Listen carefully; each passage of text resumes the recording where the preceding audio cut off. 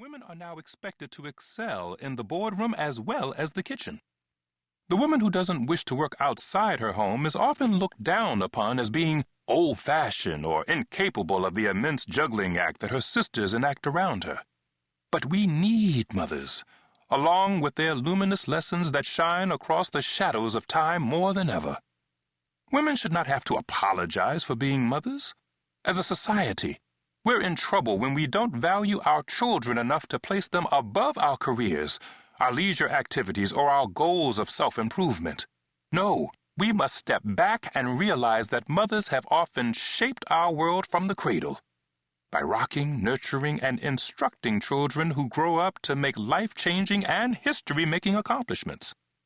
Every radical revolutionary or fast-forward fashionista, every preacher and president, every molecular scientist and internet technician, there's a mother behind them who fostered her children's sensibilities to their potential.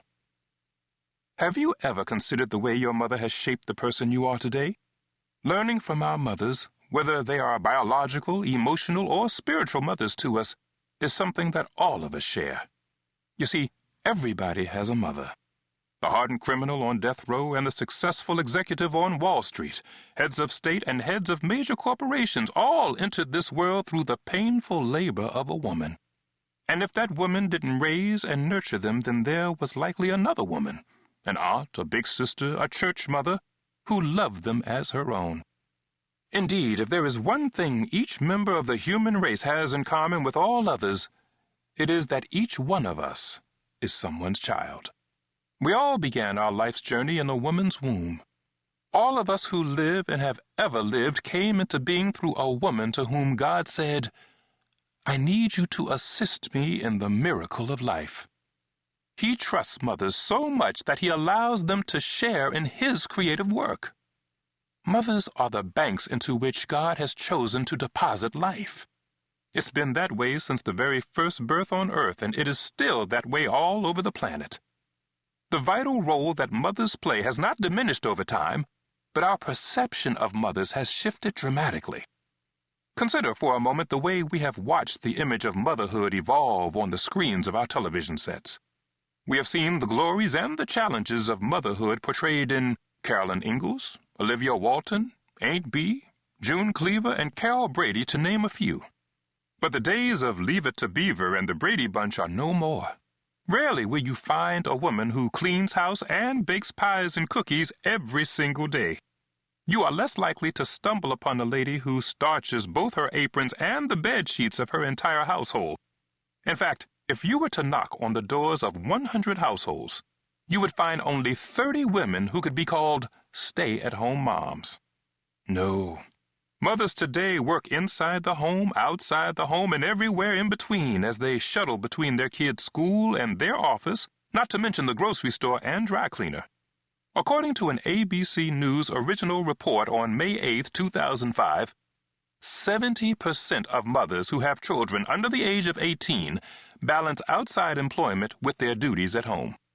The same report cites that 61.8% of mothers with children under the age of 6 have jobs outside the home. The television mothers many of us grew up with did not work. Oh, there was at least one Andy Griffith episode in which Aunt Bee secured a job, but by the time the ending credits rolled, she was happily back in her kitchen to stay. In 1984, our perception of mothers, at least the characters we saw on our television screens, began to change with the introduction of a trailblazing working mother in the character of Claire Huxtable on The Cosby Show. Claire was the mother of 5 children, whose ages ranged from elementary school to post-college. She was a devoted mother, able to provide insight and wisdom to her children when needed, and to keep a perfect house, all while maintaining her position as a busy attorney. Sure, we can admire Claire Huxtable for being able to perform a difficult job while raising a healthy, thriving family, but she is not a realistic example of a working mother. Most working mothers struggle with feelings of guilt because they are unable to be with their children as much as stay-at-home moms can. In addition, they sometimes face criticism, wage discrimination, and severe time constraints. And many working mothers have what works out to be at least 2 full-time jobs, bringing home the bacon and having to fry it up in a pan. However, working moms are not the only ones who struggle today. Young mothers, those who become pregnant as teenagers and even preteens, are also a great concern. In the year 2000, 83 of every 1,000 teenage girls in America got pregnant. In 2002, girls between the ages of 10 and 14 gave birth to 7,315 babies. The number of teenage pregnancies in America is declining, but it is still alarming. Our children are having children. And if it is difficult to raise children, think how much harder it is when you are just a child yourself. Some young women who found themselves pregnant have had abortions. Some have given their babies up for adoption. Some have tried to hide. Some have failed miserably as they struggled to raise a child for whom they were unprepared. On the other hand, some say they have been successful, usually because they have had extra large doses of help, compassion, and wisdom from people who cared too much to let them fail. On the other hand of the spectrum, from teenage mothers, we see women becoming first-time mothers at 30, 35, 40, 42, 44, even some who have made news when they gave birth in their 50s and their 60s. As Americans, we are living longer than we once did, and we have longer sexual lives resulting from better health in general, and from pharmaceutical innovations like Viagra. Such factors allow for an extension of the typical understanding of childbearing years. Where our teenage mothers lack so much of the vital life experience that time affords, older mothers have experience overload. In many cases, these women are financially secure and they do not share the economic concerns of their young counterparts, but their challenges are social. It's not easy to hear comments about your adorable grandchild every time you go to the supermarket if that grandchild is your own newborn son or daughter. Their challenges are physical. Come on. At 40, who doesn't suffer from a midlife energy crisis? Unlike their teenage counterparts, most older mothers don't have to worry about having enough money to support their children. They have to worry about having enough energy to keep up with them. They don't have to worry about how to finish college while caring for an infant. But they wonder whether their own health will hold out so they can see their sons and daughters graduate someday. And many moms today are raising their children alone. The U.S. Census Bureau reports that there are 10.1 million single mothers in the United States in 2003, an increase from 7.5 million in the 2000 census. Some of these women are single because they have chosen not to marry. Some have lost their spouses to death or divorce, and some have been abandoned.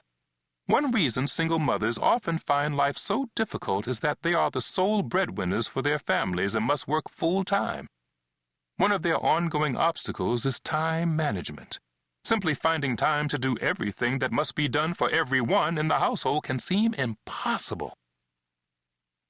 Another reason some single mothers struggle is that, deep in their hearts, they long for companionship. Some will even proudly admit that they are on the hunt. A woman has a dilemma when she says yes to the call of mothering while she is lonely for male attention. She needs to know that callings have sacrifices.